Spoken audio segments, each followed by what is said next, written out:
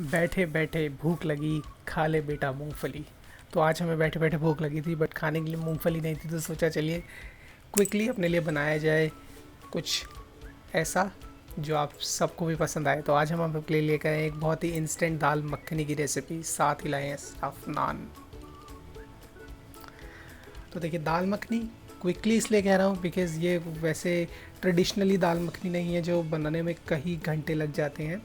तो ये एक ऐसी दाल मखनी की रेसिपी हम लेकर के आए हैं जो बहुत जल्दी आप अपने लिए बना सकते हैं। बट बहुत जल्दी का मतलब भी है कि कम से कम आपको आधे घंटे से 45 मिनट चाहिए होंगे इसके लिए। दाल को मैंने भिगो लिया था लगभग 6 से 7 घंटे के लिए, और फिर मैंने सिर्फ कुछ नमक, पानी और थोड़े से कुकिंग ऑयल के साथ दाल को सीटियाँ लगवा ली थी। यहाँ पे 5 से 7 सीटियाँ लगवाई थी। पहली सीटी मैंने लगवाई थी तेज़ आंच पर, और उसके बाद अगली 6 सीटियाँ जो है बहुत मीडियम टू लो आंच पर मैंने लगवाई थी।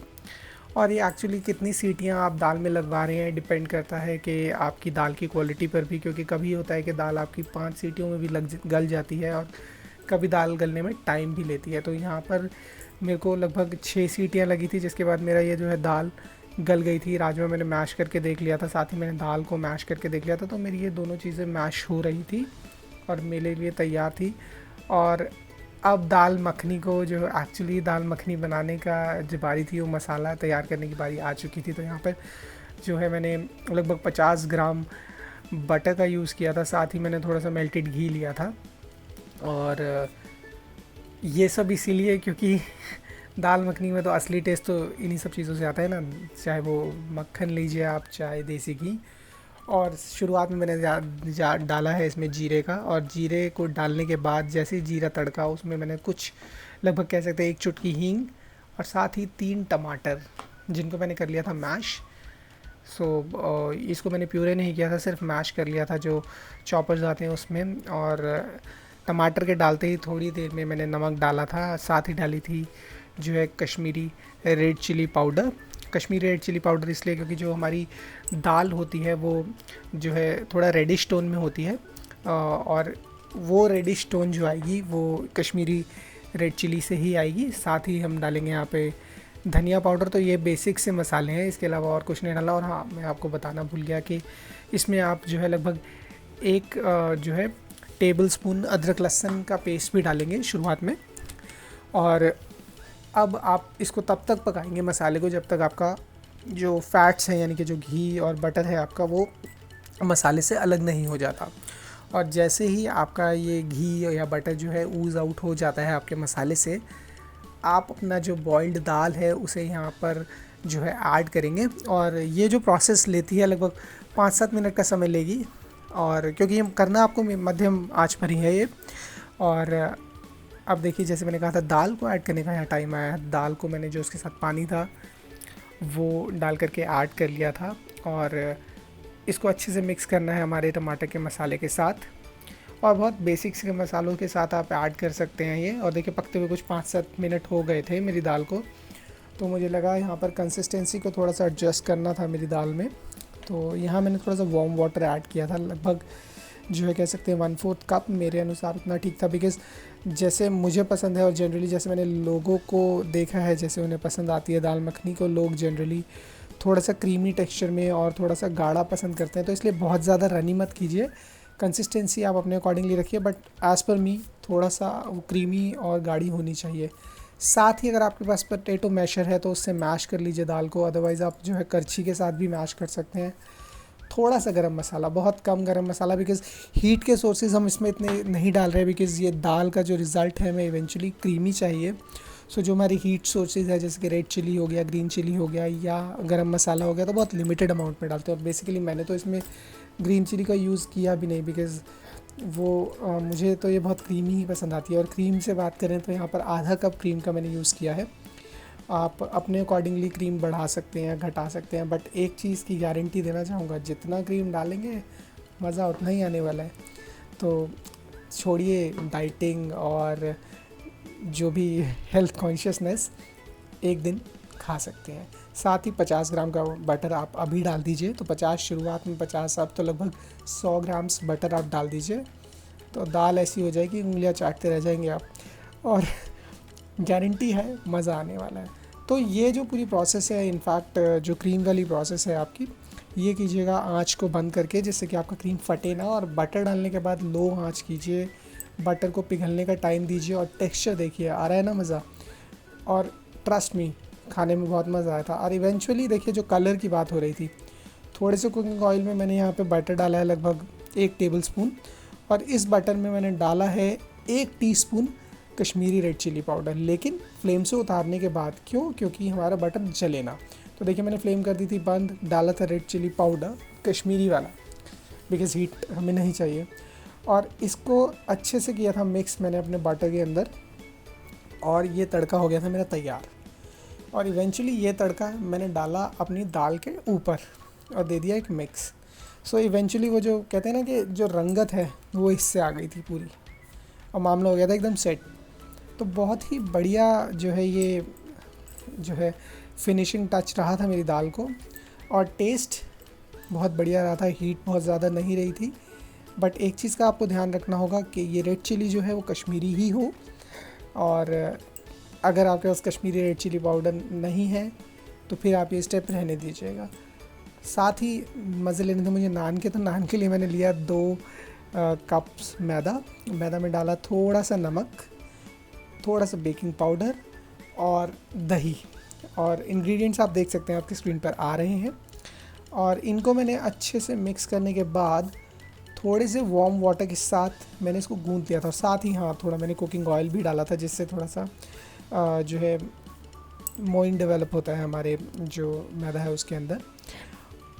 इवेंचुअली ये सबसे मज़ेदार पार्ट है इसका, जब इसको गूंदना होता है। तो जब आप नान या फिर जो है किसी भी तरह का लच्छा पराठा या इस तरह के जो है डोज लगा रहे होते हैं, तो आपको यहाँ पे गूंथना बहुत ज़रूरी है। उसको लगभग आपको 15 मिनट तक गूंथना पड़ेगा। और सेम प्रोसेस रहता है जैसे कि हम पिज़्ज़ा डो लगाते हैं। तो अगर आप पिज़्ज़ा डो की रेसिपी देखना चाहते हैं तो मैं आई बटन पे जो है पिज़्ज़ा डो की रेसिपी डाल दूँगा, क्योंकि लगभग 15-20 मिनट आपको गूंदना पड़ेगा, तभी जो है ग्लूटेन डेवलप होगा आपके आटे के अंदर। और जैसे जैसे आप गूंदते जाएंगे आपका जो आटा है वो स्मूथ होता जाता है। तो देखिए एकदम स्मूथ हो गया है, और सेम ही प्रोसेस रहेगी पिज़्ज़ा डो की भी। आप एक बार चेक ज़रूर कीजिएगा उसे भी। और इसे हम कर देंगे पूरा टक, और एक बॉल बना करके रख लेंगे अपने पास। थोड़ा सा ऑयल लगाएंगे, आप चाहें तो यहाँ पर इसको 5-10 मिनट का रेस्ट दे सकते हैं, बट मैंने यहाँ पे सीधे इसको बेलना शुरू कर दिया था। जितना पतला आप बेल सकते हैं आप बेलें, बेलन की सहायता से आप जो है पूरा अपना टाइम लें, पहले हाथ से गोल कर लें, फिर बेलें पूरा इसको बेलन की सहायता से। मैंने कोशिश की थी जितना पतला मैं कर सकता हूँ उतना पतला मैं कर सकूँ इसे। और अगर बात करें शेप की, तो शेप यहाँ पर आपको ऐसा एग्जैक्ट नहीं है कि आपको गोल ही लेकर के चलना है। कोशिश कीजिए थोड़ा गोलाकार रहे, बट एग्जैक्टली मैं ये नहीं कहूँगा कि परफेक्ट सर्कल हो, बिकॉज़ ये एक ऐसा प्रोसेस है जो आपके जो है फोल्डिंग प्रोसेस कह सकते हैं। यहाँ पर हम इस आटे को अभी फोल्ड करेंगे, जिससे कि इवेंचुअली जो हमारा रिज़ल्ट आएगा उसके अंदर आपको जो है फ्लेक्स मिले या आपको बाज़ार जैसा रिज़ल्ट मिले।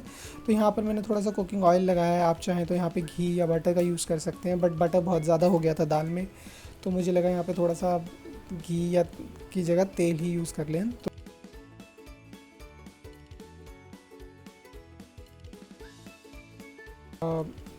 सूखा मैदा लगाया और थोड़ा सा तेल लगा करके फिर से मैंने सूखे मैदे की यहाँ डस्टिंग की है ऊपर से।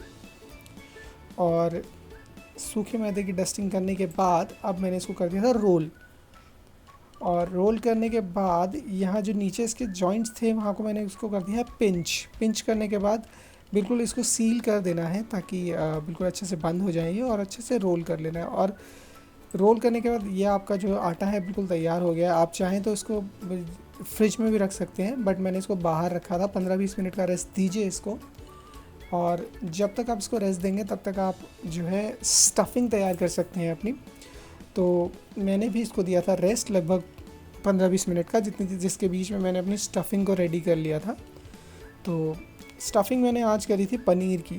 तो बेसिकली मैंने पनीर लिया था थोड़ा सा, उसके अंदर प्याज को चॉप कर लिया था छोटा, वो डाला था, कुछ नमक डाला मैंने, साथ ही red chilli powder, coriander powder, थोड़ा सा अनारदाना डाला था, कुटा हुआ अनारदाना था ये, अमचूर का इस्तेमाल किया था मैंने इसके अंदर, गरम मसाले का यूज़ किया था, बहुत ज़्यादा नहीं, थोड़ा सा ही किया था। साथ ही जीरे का और अजवाइन का यूज़ किया था मैंने। सो ये सारे मसाले डाल करके आपको बहुत अच्छे से मिक्स करना है पनीर के अंदर इन सब चीज़ों को, और एक बहुत जो है मुलायम सा जो है डो टाइप का ही यहाँ पनीर आपका तैयार हो जाएगा। सारी चीज़ें उसके अंदर जज़्ब हो जाएंगी और ये आपका पूरा मसाला रेडी हो जाएगा। यहाँ पर अगर आप देखेंगे तो बहुत अच्छे से मसाज करना है इन सभी मसालों को, इन्हीं सब इंग्रेडिएंट्स को पनीर के अंदर, और रख देना है साइड में। अब बारी है हमारी जो है डो के उस रोल को लेकर आने की, और इनको काटना है हमने लगभग बराबर अपने हिस्सों में। और कट करने के बाद आप देख सकते हैं उससे कितने नान निकलेंगे। तो मैंने यहाँ पर इस नान को लिया था। तो देखिए जो हम बात कर रहे थे, ये वो फोल्ड्स हैं या लेयर्स हैं जो तैयार हुई हैं उस फोल्डिंग के प्रोसेस से। पूरा गोल कर लेना है हथेली पे रख करके, और मैंने फिर इसके बाद बेल करके इसको जो है तैयार किया अपने नान के लिए। और पतला बेलना है, पतला, और जितना पतला आप बेल सके, बिकॉज़ इवेंचुअली जितना पतला रहेगा उतनी जल्दी कुक होगा। बिकॉज़ हमारे जो गैस होता है, जो चूल्हा होता है, उसकी हीट इतनी नहीं होती जितनी एक एक्चुअली तंदूर की होती है। तो वहाँ पे अगर थोड़ा मोटा भी रह जाता है तो बहुत अच्छे से पक जाता है। बट यहाँ पर हमें थोड़ा सा डो को पतला ही रखना होता है। और जो मसाला हमने तैयार किया था, जो स्टफिंग तैयार की थी, उसको फिल करने के बाद हमें अच्छे से कर देना है हमारे नान को सील। और सील करने के बाद फिर से इसको बेलना होगा। तो आप चाहें तो इसको राउंड रख सकते हैं, आप चाहें तो इसको जो है ऑबलॉन्ग रख सकते हैं, तो जैसा आपको लगे। और अगर कहीं से फट जाता है तो आप थोड़ा सा पिंच कर दीजिए, वो वापस सील हो जाएगा। तो देखिए जैसे मेरा फट गया था, मैंने थोड़ा सा पिंच किया तो वो सील हो गया था। तो यहाँ मैं इसको थोड़ा सा ओवल या ऑबलॉन्ग टाइप्स का ही बना रहा था, जिससे कि ये थोड़ा बाज़ार जैसा आए और मुझे फ़ील लगे कि हाँ भी बाहर से कुछ मंगा करके खा रहे हैं। और अब बारी है इसको पकाने की कि कैसे पकाएंगे। तो जो एक साइड है वहाँ पर, दोनों में से कोई भी साइड पर आप बेसिकली अगर हम कहें तो जहाँ से हमने फ़ोल्ड करा था या जहाँ से बिल्कुल सील किया था, उसी साइड आप पानी लगा करके अपने नान को तैयार कर लें। और ये जो पानी है ये एक्ट करेगा एज अ ग्लू। और आपके पास लोहे का तवा है, उसको बिल्कुल पाइपिंग हॉट रखना है आपको, हाई हीट पर। और पानी के साथ वो जो है चिपक जाएगा आपके तवे पर जा कर के। तो एक ग्लू का तरह काम करेगा पानी, और आपका जो नान है उस पर बिल्कुल चिपक जाएगा। और जैसे ही नान को पकते हुए कुछ समय हो गया, मतलब मान लीजिए कुछ सेकंड्स हो जाते हैं,